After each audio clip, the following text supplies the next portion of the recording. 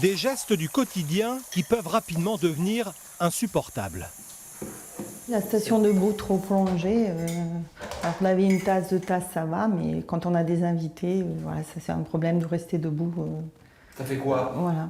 Mal aux jambes, mal au dos, les bras, les épaules, les mains. Ça s'ankylose, j'ai du mal à manipuler, ça me brûle. Béatrice est atteinte de fibromyalgie, des douleurs chroniques depuis son enfance qui se sont accentuées après le décès de ses parents. Mal partout, mal tout le temps, sommeil difficile, fatigue chronique et pourtant, la fibromyalgie n'est pas considérée en France comme une maladie mais seulement comme un symptôme, souvent mal compris par l'entourage. Vous avez des douleurs, mais des douleurs qui ne sont pas forcément concentrées sur un point précis. Elles se déplacent, ces douleurs, mais d'une heure à l'autre. D'un jour à l'autre, d'un moment à l'autre. Donc pour l'entourage, c'est difficile à comprendre.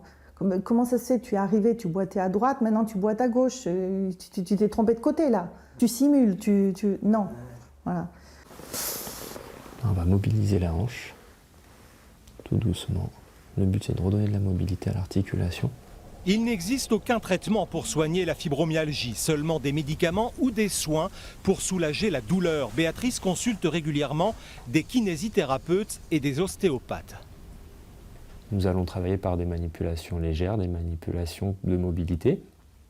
On évite toutes les techniques dites de cracking qui auraient une tendance à inflammer et à augmenter la douleur chez le patient.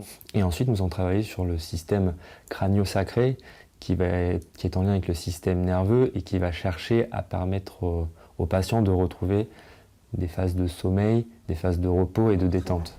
La médecine traditionnelle propose depuis quelques années une meilleure prise en charge de la fibromyalgie, mais les patients doivent souvent chercher eux-mêmes d'autres alternatives.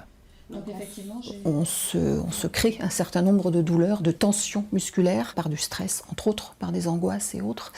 Et ces douleurs-là, en kinésiologie, j'y ai accès. Voilà. Après, quand c'est d'ordre plus mécanique, c'est complètement autre chose. Ce n'est pas de mon ressort. Dans ce centre spécialisé dans le bien-être, Béatrice découvre d'autres thérapies susceptibles de la soulager, comme par exemple la flottaison dans l'eau salée.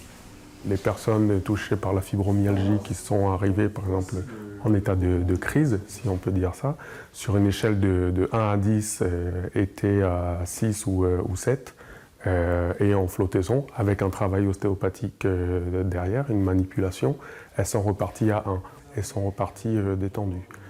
Et donc, ont été tranquilles de 4 à 10 jours, quoi. Une expérience que Béatrice partagera avec d'autres patients lors des conférences qu'organise l'association Fibromyalgie SOS. La prochaine est prévue le 1er décembre à la Maison du Temps Libre à Limoges.